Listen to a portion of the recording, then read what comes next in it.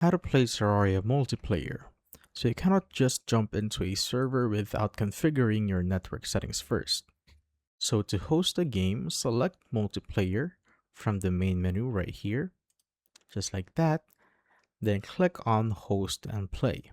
Choose your character, then choose your world. Then here, make sure that Steam multiplayer is enabled just by clicking on it. And for the allowed users, you could either set it to friends or invite only. So if you set it to friends, there is this allowed friends of friends to join. You could turn that off or on, but if you select invite only, there will be another option right here where friends can invite. So you could also turn that to on or off just like that. But if you want to join a friend, go back to multiplayer right here and you could either join via Steam or join via IP.